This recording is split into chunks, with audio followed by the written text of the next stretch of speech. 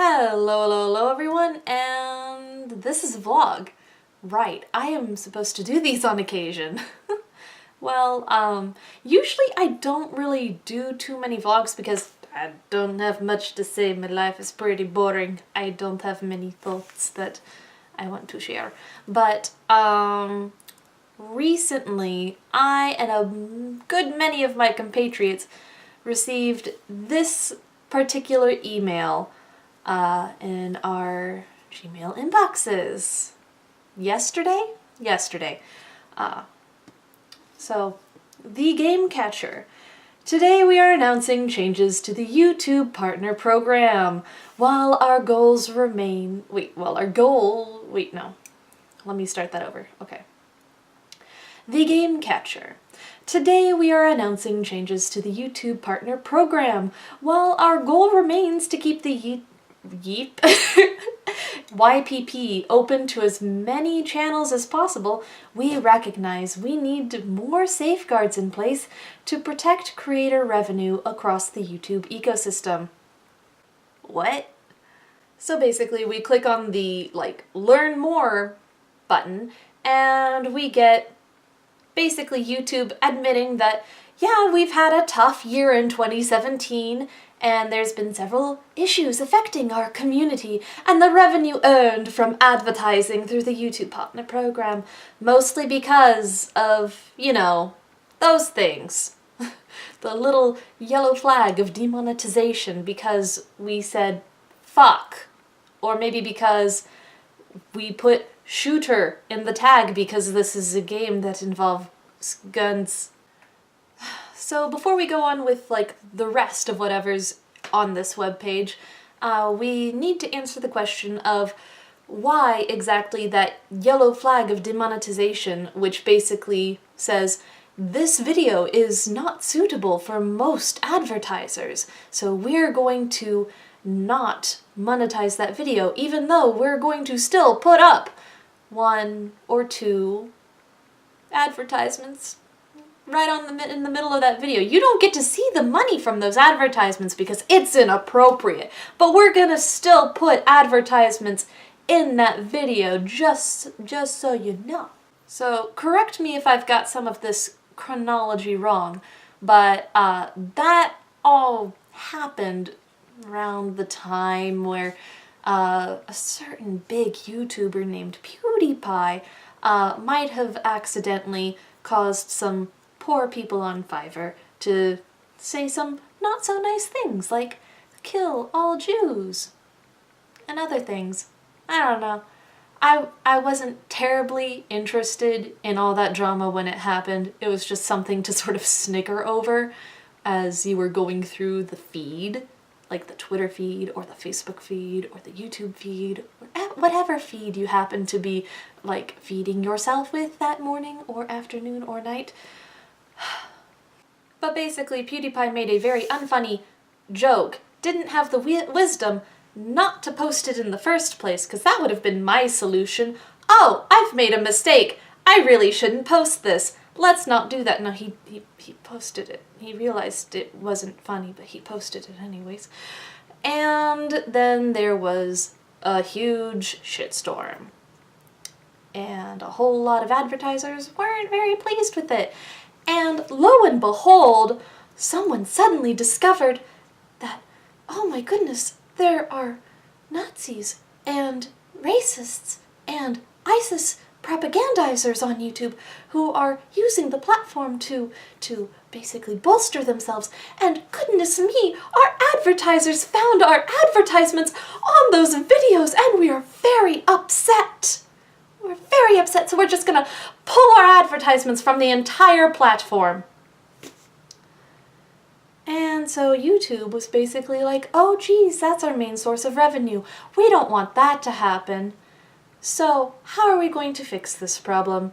Okay, well, most logical solution, put in all these keywords into the algorithm so that it will demonetize any videos that has the keywords like ISIS or terrorism or Nazi or guns or shooter.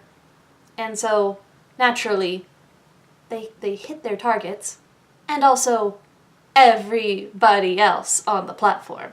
Like, a lot of those bad videos got hit and hopefully pulled, but they were also, you know, pulling videos of shootings that were being used in court cases.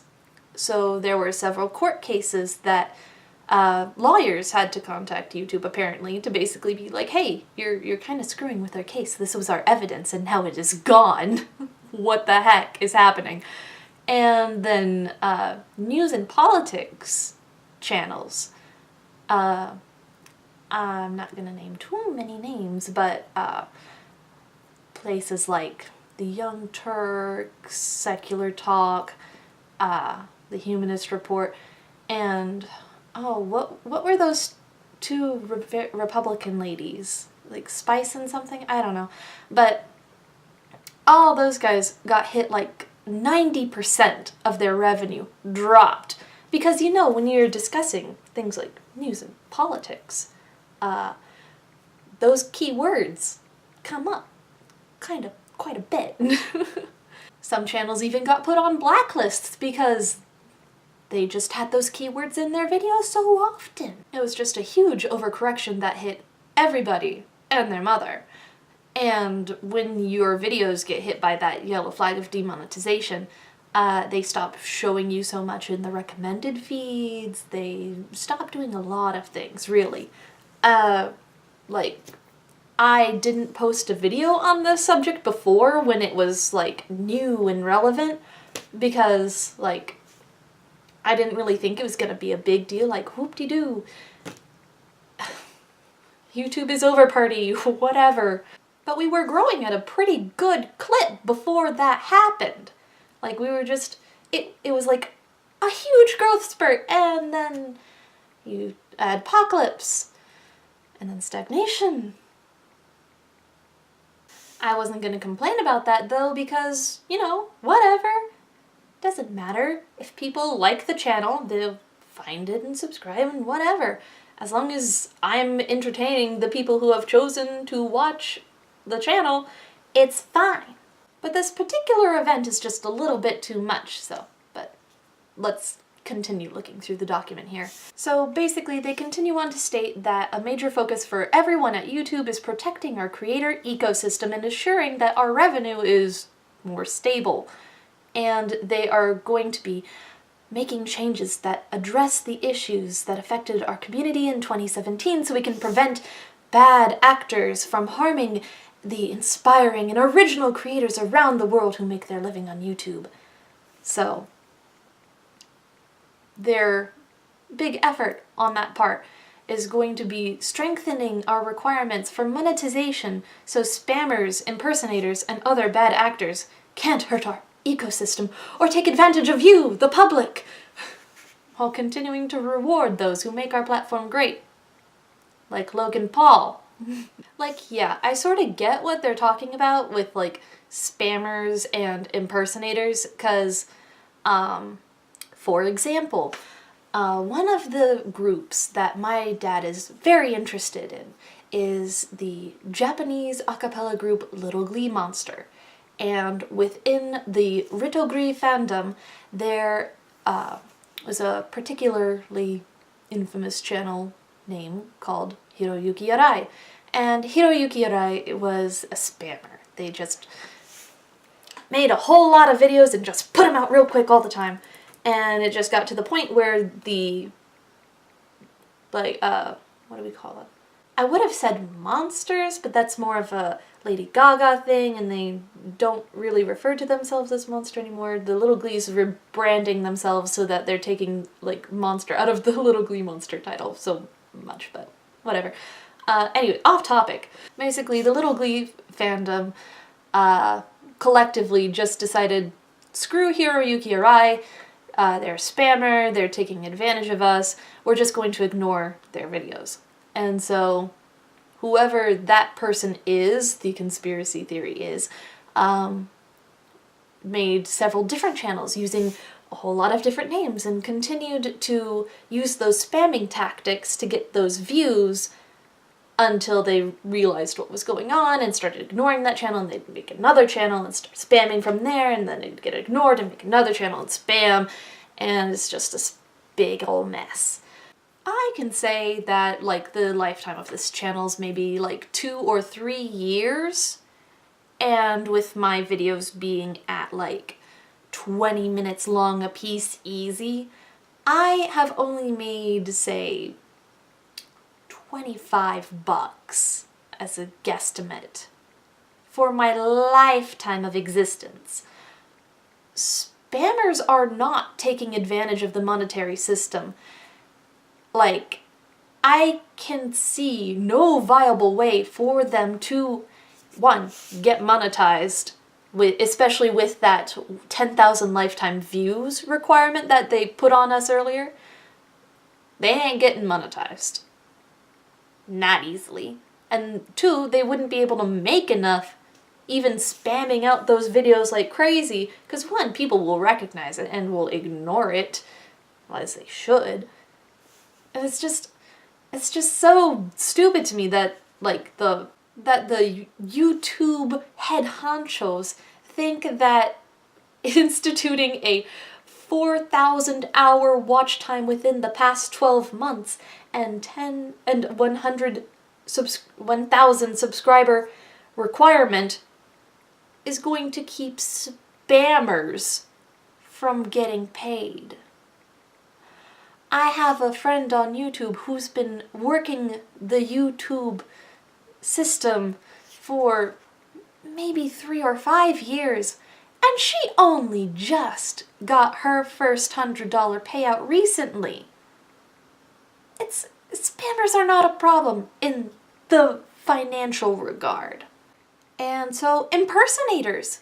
Yeah, I have seen a whole lot of impersonators in like the Markiplier comments and the Jacksepticeye comments, because you can just scroll down and sometimes you'll just see like 2, 3, 4, 5, 6 comments in a row made by like a Mark or Jack impersonator, and it's saying, hey guys, click on this link and you'll get a great surprise, and it's just the same comment over and over, and then Mark or Jack will get on and be like, no guys, that's not me, don't click on that.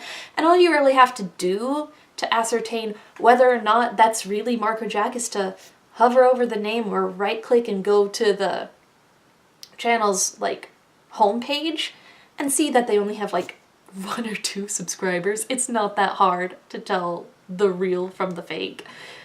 And they don't even have any videos up usually. So those impersonators are only really getting paid when people click their links.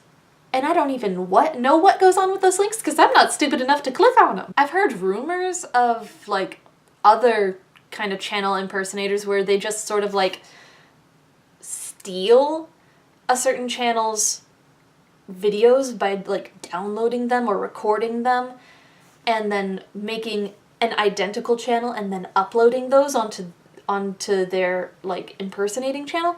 But once again, kind of easy to tell the real from the fake if you just look at the numbers, the statistics, how many more people have watched the original versus the copy, the publication dates, things like that. And when you find an impersonator, you report them and they get taken down. Once again, I don't really see much of a way of impersonators gaming the system to cheat us out of our money. That's not really an issue, I don't think, that I've seen, at least. I don't work in the great YouTube offices of Los Angeles or whatever. Is that where they're based? I have no idea. These new requirements, the 4,000 hours of watch time in the past 12 months, and 1,000 subscribers as like a baseline for who can get monetized and who cannot. That I don't see helping any of the problems that YouTube currently has. it only really serves to hurt small YouTubers, as far as I can tell. Like, I've heard on the Twitterverse that them doing this allows them to somehow pay the ones who do get monetized more. I am not really sure. I don't trust corporations to actually do that. It's more likely that Google owning YouTube is trying to pad their bottom line or something. And imposing a limitation like this just makes it that much harder for anyone just starting out to reach those milestones. People who are already partnered, who are getting their partnerships taken away, they can still access the end cards and like the eye icon that pops up and then swoops over whatever side that appears on. This one, I think. We still get to have that. But new people coming in don't get to have that resource. A very vital one that allows people to like access more of their channel videos and playlists from their phone, like very easily. It's a tool that increases people's ability to access your channel that people aren't going to have in the future.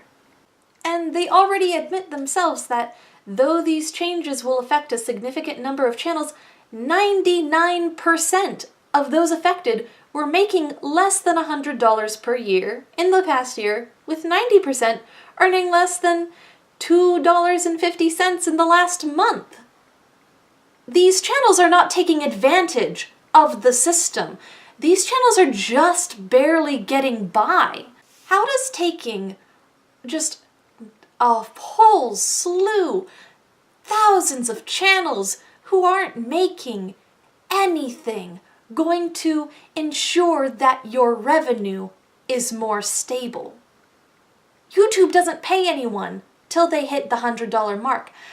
How does kneecapping thousands of channels and taking them out of the equation pad anyone's bottom line when they're not even getting paid in the first place? The only people who can really take advantage and game the system are channels who are already gigantic and hugely popular. For instance, people like Logan Paul. 'Cause see, Logan Paul and his brother, I don't even know what's his name is, because I don't usually pay attention to those guys. They're kind of stupid. But they came over to YouTube when Vine died. And they brought with them all of their many thousands or millions of people who were subscribed to them on Vine. That's fine. People gotta do what they gotta do, since friggin' Twitter is incredibly stupid. Who buys a hugely successful video platform and then just kills it without trying to see any return on their investment? I don't understand. But basically, one thing that the Pauls are kind of notorious for is making fake beef with each other and like making diss tracks and basically pitting their subscribers against each other. And it's a fun bro thing to do, generating drama, and oh my goodness, isn't it exciting? Whatever. That's fine. I'm sure all of you who are seeing this already know about Logan Paul's trip to Japan, where he basically fucked shit up for everyone. And where he basically made an ass out of himself and his friends who accompanied him. And they eventually went to the Japanese suicide force and filmed a recently made corpse of a man who had a family and laughed about it. And it was incredibly inappropriate. And like, I think Japan had like a day of cleansing because they were so incensed. It's not a good time for anyone. And you know what? That video didn't get taken down, at least not by YouTube, I don't think. I think Logan took it down himself after getting like such huge backlash, and it ended up on the YouTube's trending page, and YouTube still didn't notice it and take it down because look at how many views this is generating. oh, it must be such a wonderful video. It was featured in several news articles with the link embedded and people are following those links to see the video. It must be wonderful if so many people are clicking news article links to go view it. No, YouTube algorithm. It is not a good thing when YouTube videos show up in news articles usually. Usually, videos get shown in news articles when it's a very bad thing. You're not going to get news articles linking to videos of happy kittens. It's not something that really happens. Anyways. It's people like Logan Paul who are the bad actors, who take advantage of the community and game the system to basically make money off of really nasty, awful, inappropriate things. There are pranksters. There are channels that basically harass people in the name of pranking that are widely followed and haven't been totally taken down, I don't think. There are people like...